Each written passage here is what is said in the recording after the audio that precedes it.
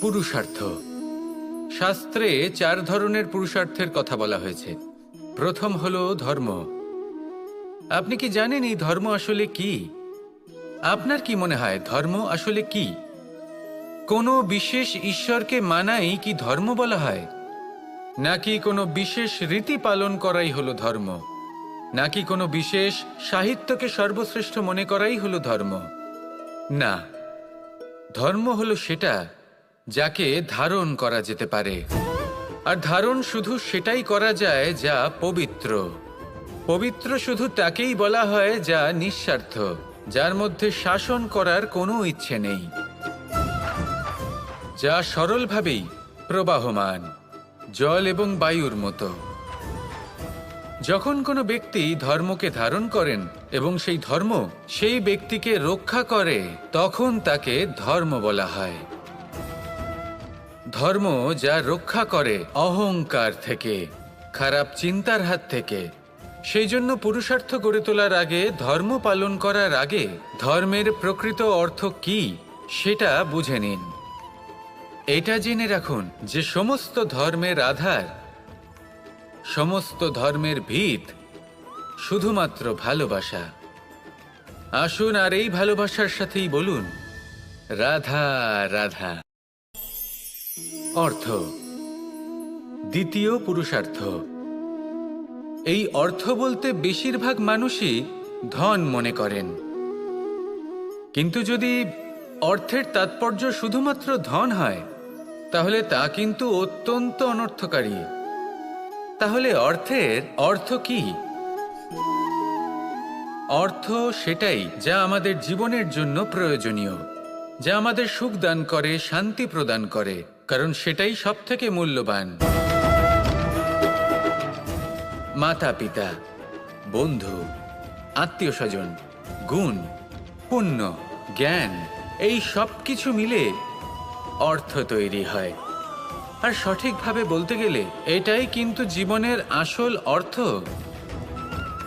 তাহলে আসুন আমার সাথে ভালোবেসে বলুন রাধা রাধা। কাম। তৃতীয় পুরুষার্থ। এবার অধিকাংশ মানুষই কাম বলতে বিলাসিতা, বাসনা, লালসা মনে করে ফেলে। আসলে এমন কিছুই নয়। কামের বাস্তবিক অর্থ কি? কামের বাস্তবিক অর্থ হল কামনা। প্রতিটা ব্যক্তি, প্রতিটা মানুষ, প্রতিটা জীব এই সংসারে কোনো না কোনো বিশেষ কারণে আসে।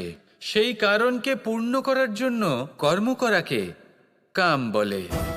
এখন সেটা সবার জন্য ভিন্ন হতে পারে। কারোর কাছে সেটা জ্ঞান অর্জন করা হতে পারে, আবার কারোর কাছে নির্মাণ করা হতে পারে। কারোর জন্য পরিবারকে সঞ্চালন করা হতে পারে, আবার কারোর জন্য এই সংসার থেকে পাপ দূর করা হতে পারে। কিন্তু সবথেকে গুরুত্বপূর্ণ হলো যে মানুষ যেন নিজের কর্ম ঠিক করে করে, সম্পূর্ণ যত্ন নিয়ে করে। তৃতীয় পুরুষার্থ মানে এই কাম। এটার অনুচিত অর্থ নিজেকে বোঝানো মানেই সমগ্র জীবনকে অর্থহীন করে দেওয়া। তাই প্রেম দ্বারা আপনার এই সংসারে আসার কারণটাকে অনুসন্ধান করুন, আর এই প্রেমের সাথেই বলুন রাধা রাধা। এবার এই পুরুষার্থের বিষয়ে আপনারা অবশ্যই শুনেছেন। মোক্ষ, চতুর্থ পুরুষার্থ। আপনারা কি জানেন এই মোক্ষ আসলে কি? ধর্ম, অর্থ, কামনার পালন করতে করতে মৃত্যু লাভ করা, এটাই কি মোক্ষ? না, মোক্ষ হলো সেটাই যা জন্ম এবং মৃত্যুর ঊর্ধ্বে। প্রত্যেক ব্যক্তি, প্রত্যেক জীবই সংসারে কোনো না কোনো বিশেষ প্রয়োজনে আসে। ধর্মপথে, সৎপথে অর্থ উপার্জন করা, প্রয়োজনকে পূর্ণ করার চেষ্টা করতে করতে সেই প্রয়োজনকে পূর্ণ করা তাকে মুক্তির পথে নিয়ে যায়, যা হলো মোক্ষ। যদি এই মোক্ষ লাভ না হয়, তাহলে মানুষ জন্ম এবং মৃত্যুর এই চক্রে বারবার ফিরে আসবে।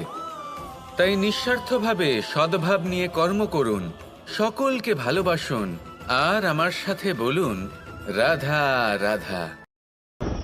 মন। জীবনে যখনই কোনো বস্তু বা সুখ স্বাচ্ছন্দ্য অধিক মাত্রায় আপনার কাছে চলে আসে, তখন নিজেকে শ্রেষ্ঠ মনে করার একটা প্রবণতা দেখা যায়, যা হয় আত্মবিশ্বাসে পরিণত হয়, নয়তো অহংকারে। এবার আত্মবিশ্বাস আর অহংকারের মধ্যে অনেক বড় পার্থক্য রয়েছে। আমি এটা করতে পারি, আমি ওটাও করতে পারি, এ হলো আত্মবিশ্বাস। শুধুমাত্র আমি এটা করতে পারি, শুধুমাত্র আমি ওটাও করতে পারি, আমি হলাম সর্বশ্রেষ্ঠ, এটা হলো অহংকার। এবার এই অহংকার এর ধ্বনি অনেক দূর প্রবাহিত হয়, আর এর প্রহার সর্বপ্রথম আপনাকে বিপর্যস্ত করে। এবার এই অহংকার এর বিপরীত শব্দ হলো বিনয়, অর্থাৎ নিজের ঊর্ধ্বে উঠে অন্যের বিষয়ে ভাবনা চিন্তা করা, সংসারের বিষয়ে ভাবা। এই বিনয়ী হবার চেষ্টা করুন, একের থেকে অনেক হওয়ার চেষ্টা করুন এবং একসাথে থাকার চেষ্টা করুন। নিশ্চিত রূপেই আপনি বিকাশের কারণ হবেন। মত্ততা থেকে নিজেকে দূরে রাখুন, অহংকার থেকে নিজেকে দূরে রাখুন। এই মন প্রসন্ন হয়ে বলবে, রাধা রাধা। কামবোধ, এটাই আপনার অন্তরের প্রথম শত্রু। বেশিরভাগ মানুষই কামবোধ বলতে লালসা বোঝেন, কিন্তু এটা সম্পূর্ণ সত্য নয়। কামের আসল অর্থ হলো কামনা। এটা খুবই সহজ ব্যাপার। মনুষ্য শরীর থাকলে, মানুষের মন থাকলে এই কামনা অবশ্যই থাকবে। এবার এটাই দেখতে হবে যে এই কামনা নেতিবাচক কামনা নাকি ইতিবাচক কামনা। অন্য কারোর জিনিসে নজর দেওয়া, অন্য কোনো মানুষের উপর নজর দেওয়া, কোনো অনুচিত বস্তুর দিকে নজর দেওয়া, এ নেতিবাচক কামনা। আর এই দুষ্কামনা মানুষকে দিয়ে অপকর্ম করাবেই করাবে।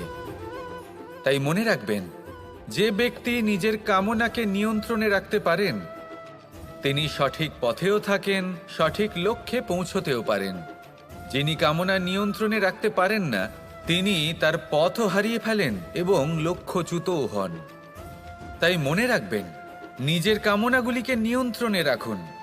কাম নামক এই শত্রুর ওপর বিজয় লাভ করুন আর আমার সাথে ভালোবেসে বলুন, রাধা রাধা।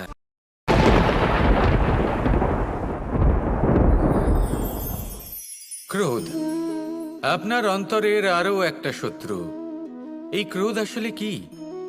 আপনার মনের এক ভাবনা, যা আপনার মনেই উৎপন্ন হয়। এই মন আত্মার সাথে যুক্ত থাকে। এখন একটা ভাবনা যা আত্মার সাথে যুক্ত থাকে তাকে অনুচিত কেন বলা হয় সেটা বোঝার চেষ্টা করুন।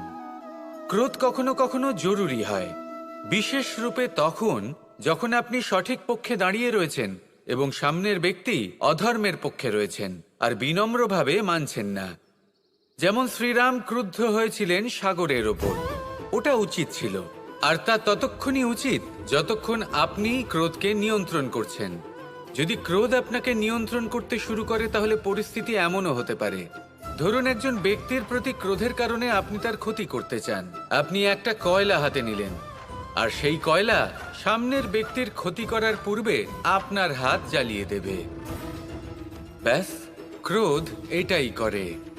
সর্বপ্রথম আপনার ক্ষতি করে, আপনার বিবেক হরণ করে নেয়, আপনি আপনার নিয়ন্ত্রণ হারিয়ে ফেলেন আর সবকিছু নষ্ট হয়ে যায়। বেশিরভাগ মানুষ ক্রোধে এমন সিদ্ধান্ত নেন যে সেটা তাদেরই বিনাশের কারণ হয়ে দাঁড়ায়।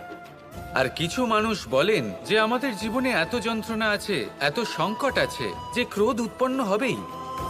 আর এরকম সময় এটাই উচিত হবে যে আপনি নিজেকে ক্রোধের থেকে দূরে রাখুন আর তারপর সমস্যার নিবারণ করুন। আর এই নিবারণই আপনার জীবনকে একটা শ্রেষ্ঠ স্তরে পৌঁছে দেবে। তাহলে ক্রোধ থেকে দূরে থাকুন, সুপ্রসন্ন থাকুন আর আমার সাথে ভালোবেসে বলুন, রাধা রাধা।